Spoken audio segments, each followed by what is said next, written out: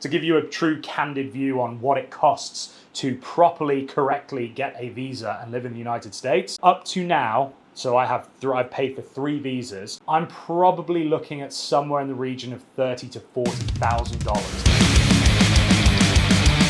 What's up guys, welcome back to another episode. As you can see, we are in my office. I have so many questions from you here that you left me on Instagram, and I'm gonna do my best to get through as many as I can in this video. We're gonna get into the weeds with a lot of cool stuff. So even though we aren't going out on an adventure today, please do stick around because we are gonna be talking about them. I'll be showing clips. My leg is getting so much better. I've been doing a few things to really expedite the recovery, and I am amazed with the results. I'm still not fully mobile. I mean, I can get around just fine, but I don't wanna push it because I want to be back 110%, ready to go on adventures and things. So thank you for sticking with me while I'm getting this thing healed up. It's been all kinds of colors of the rainbow recently. So I had a bruise come out literally a week after the actual injury, and then I woke up this morning and I've now got a new one. So it's definitely still healing. Everything is processing and coming out, or whatever it's doing. But keep your fingers crossed for me. We will be back very soon. In fact, next week we'll have some sort of an adventure for you. But for now, let's get into these questions that you asked me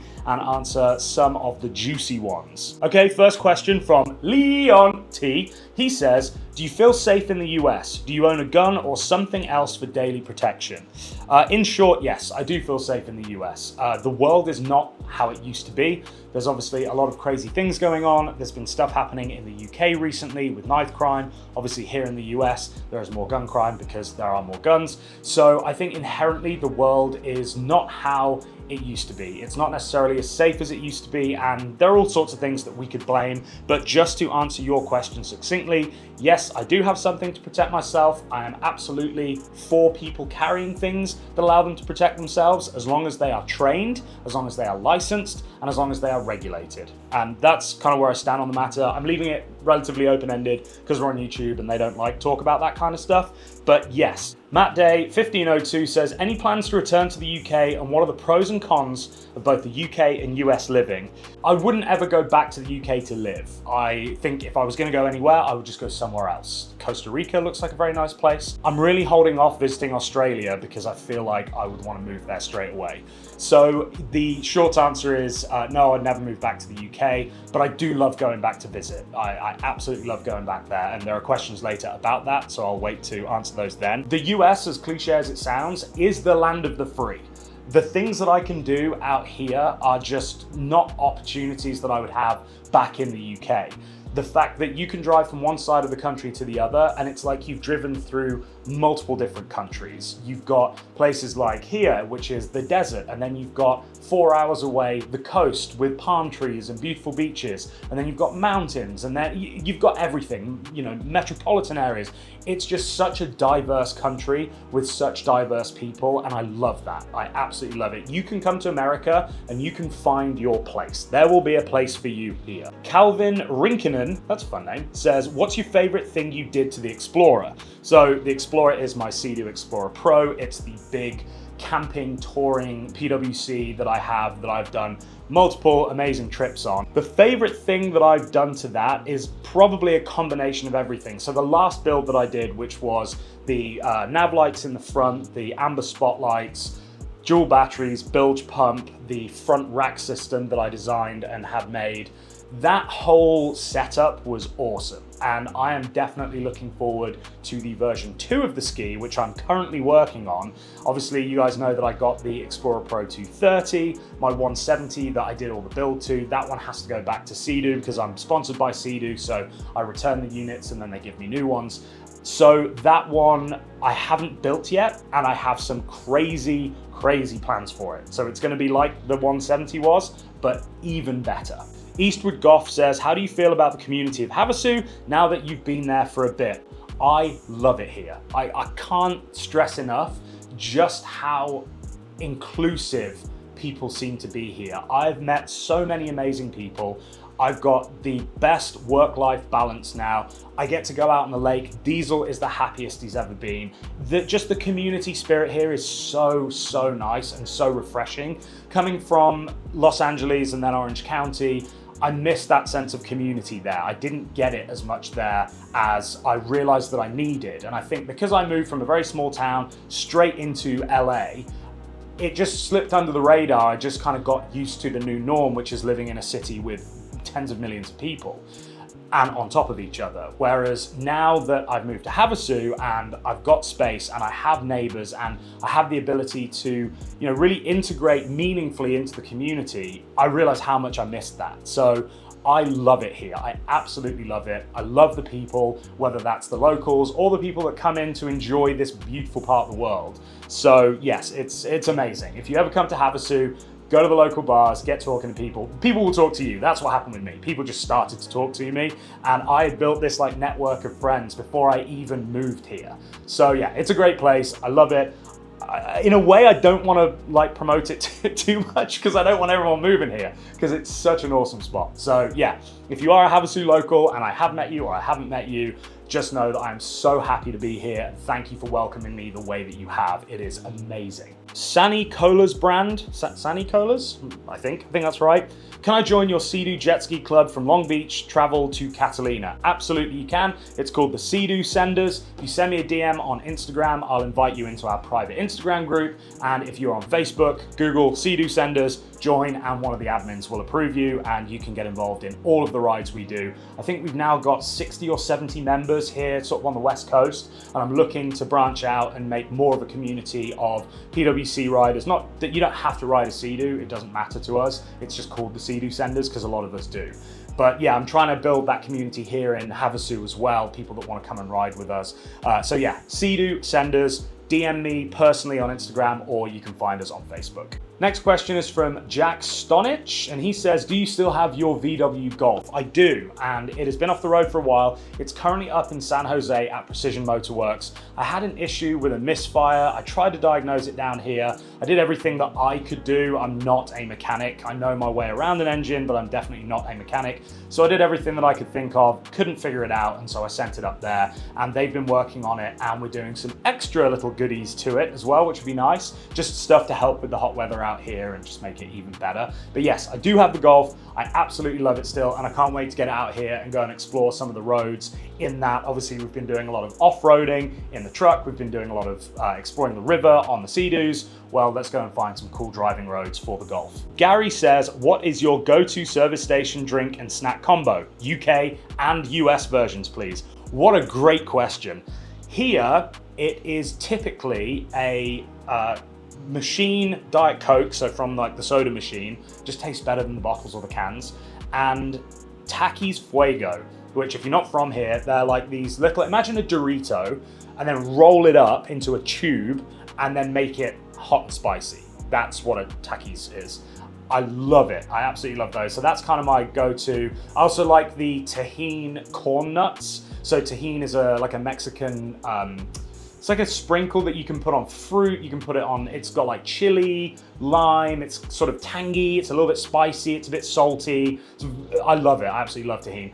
So it's like corn nuts, so they're very crunchy and they're covered in that. Oh, they're so good. So that's usually my US one, maybe an energy drink if I'm on a long drive and I need to stay focused.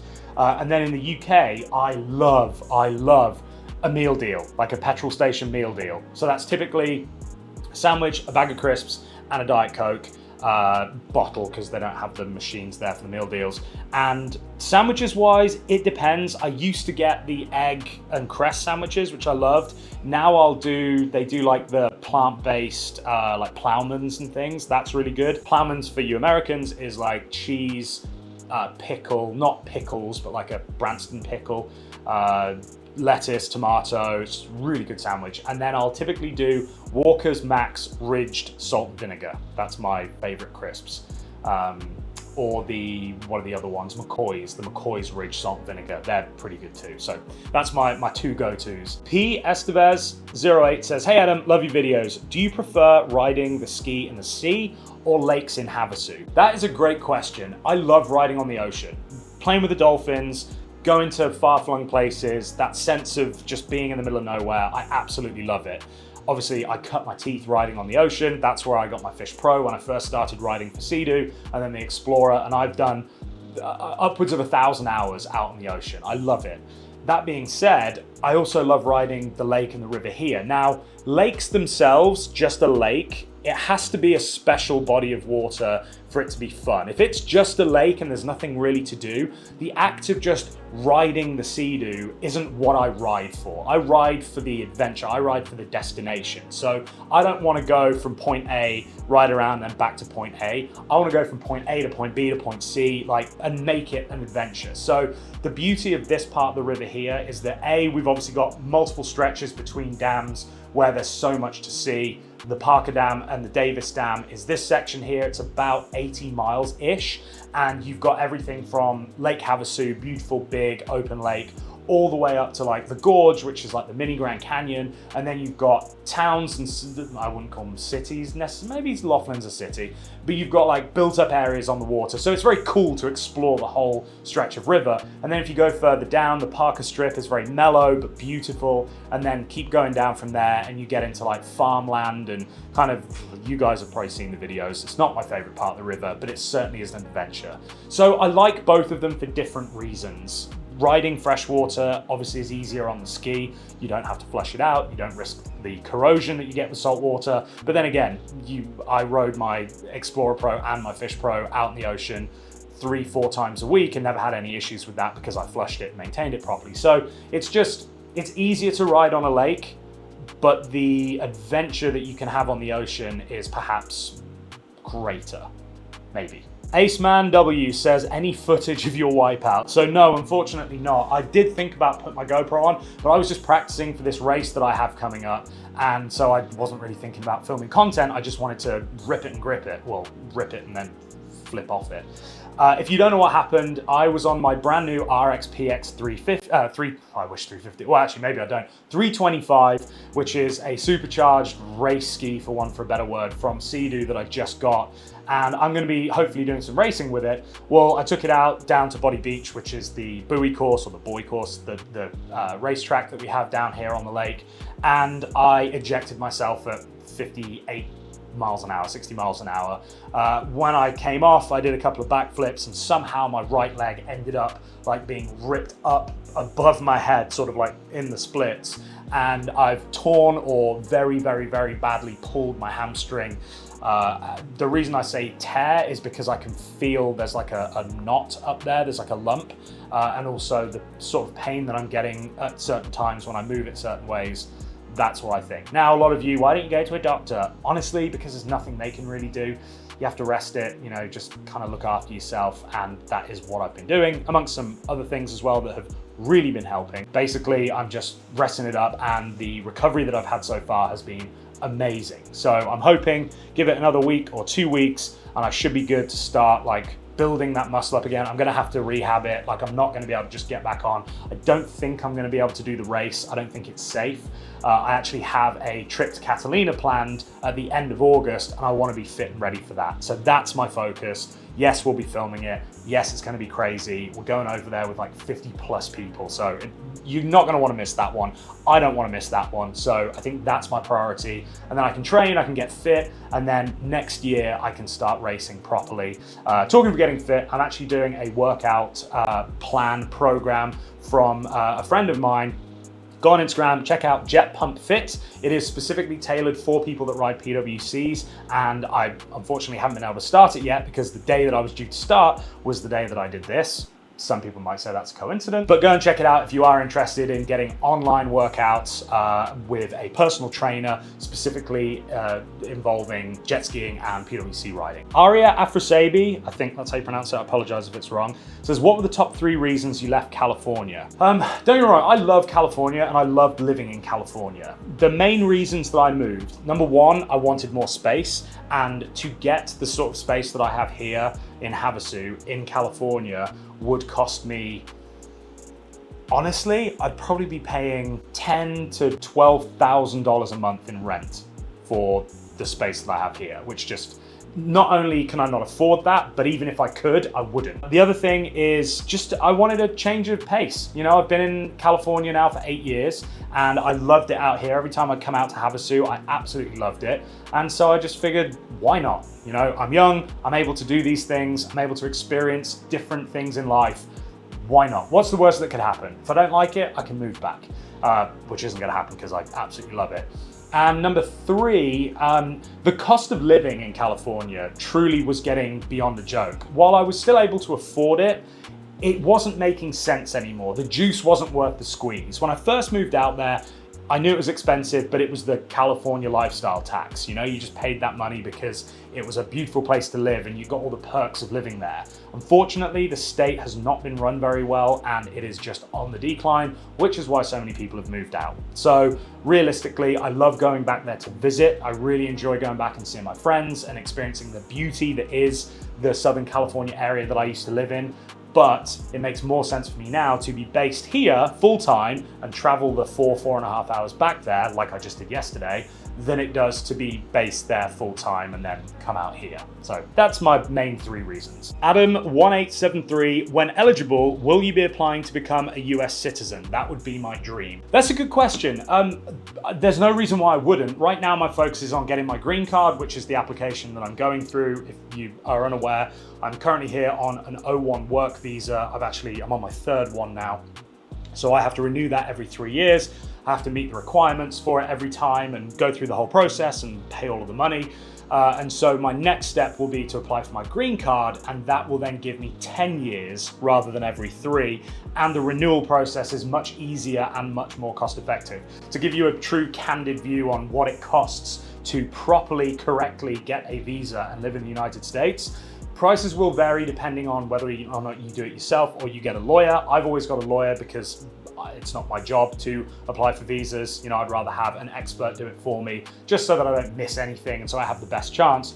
But up to now, so I've paid for 3 visas, including the cost of the visa, the expedited delivery, which I've always done just because I hate waiting, and the cost of the lawyer.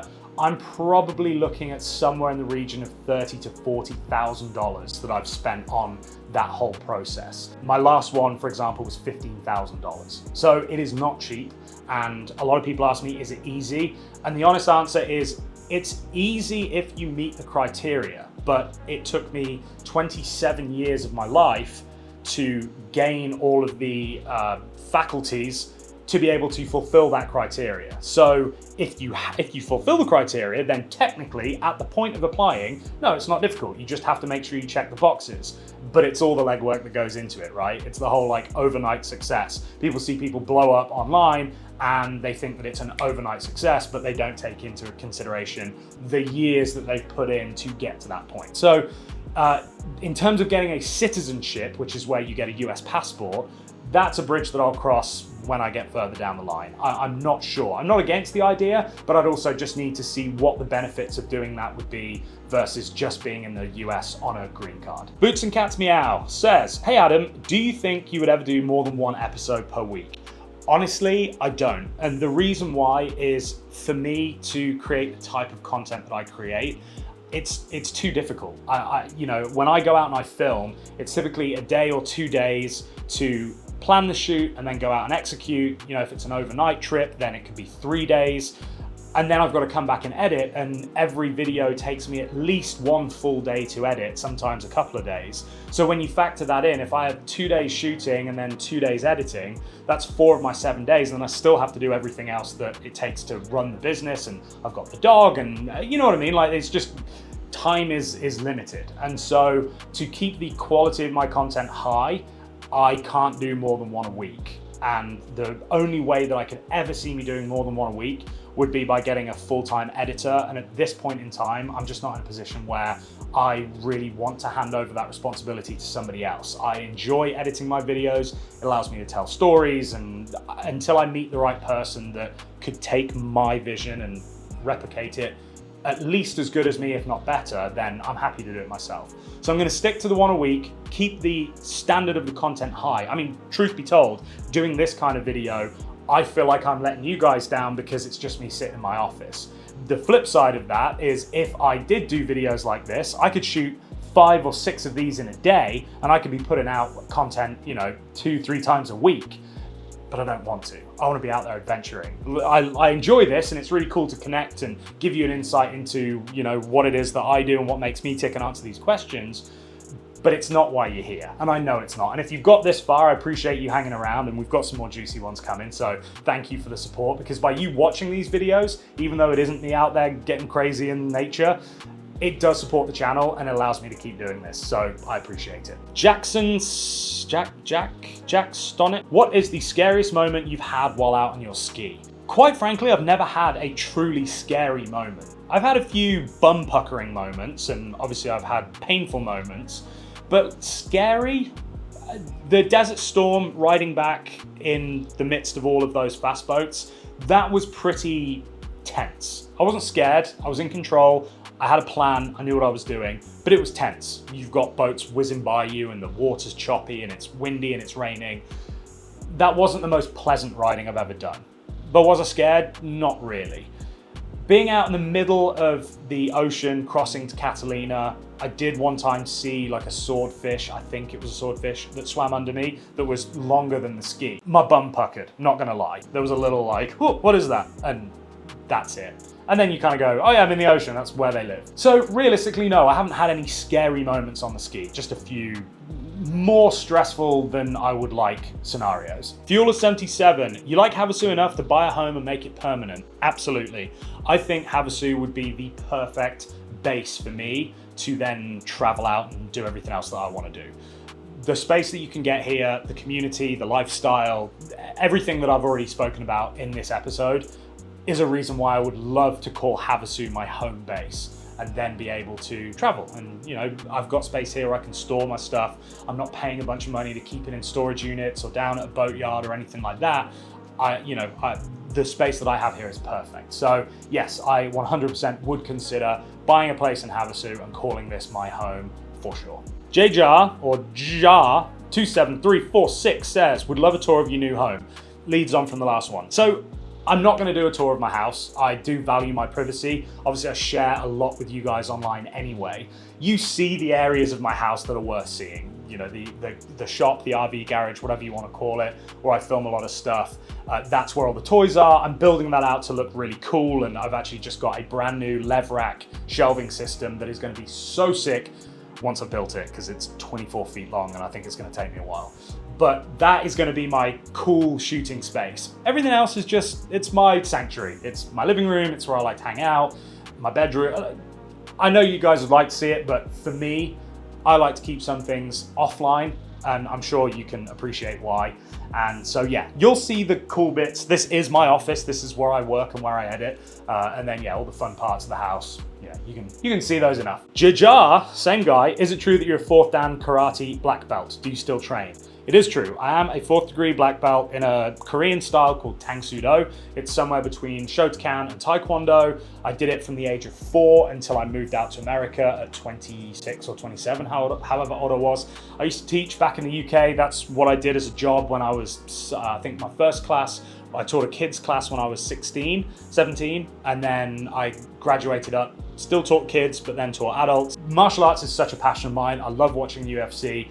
And since I moved to America, I've dabbled a bit. I did some training back in Redondo Beach when I lived in Hermosa area and loved that, but I was the highest grade at the school. I was even higher than the instructor. And so, not that there's an ego in it, but when you feel like you're hitting a ceiling, martial arts is all about progression and basically getting your ass kicked by people better than you so that you can improve. And that's what I loved so much about doing martial arts, was that you were getting humbled 3-4 times a week. But I'd love to get more into Brazilian Jiu-Jitsu. I've dabbled a little bit, I've done some. The first class I did was at Fabricio Verdum. He has a school, he's an ex-UFC heavyweight champion.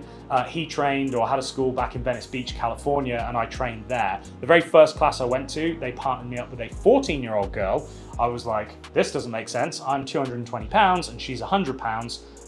I'm gonna kill her. She took my soul from me multiple times. And that was when I was like, I'm in, I love this. I love the fact that even though I have a good understanding of body mechanics, I have a good understanding of how to fight, quote unquote, I just got my ass handed to me by a 14-year-old girl. And so that really ignited my passion for learning jiu-jitsu. I've done it on and off around in different places I've been, but it is something that I would like to get into more seriously.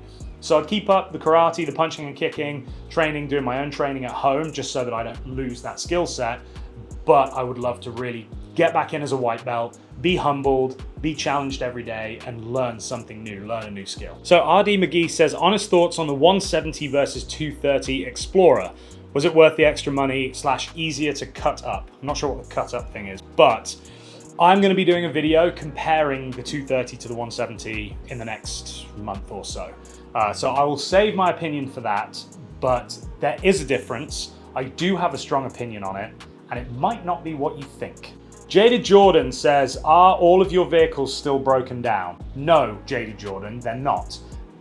One of them is, and it's being no, it's not broken down. One of them is, and it's being fixed, so shut up. And that brings us to the end of Question Time with Adam. I hope you've enjoyed this episode. Like I said, thank you for sticking with me while I get my leg healed up. We will be back to the regularly scheduled programming, is that how you say it? I think it is, very soon. I'm trying to plan a cool adventure that isn't gonna be going overboard for my leg for next week's video, so make sure that you check that out. If you aren't subscribed, hit that subscribe button. I'd really appreciate it. And yeah, I think that's it. Thank you for watching. Remember, be good people, do good things, enjoy yourself, and most importantly, don't do anything I wouldn't do. See ya.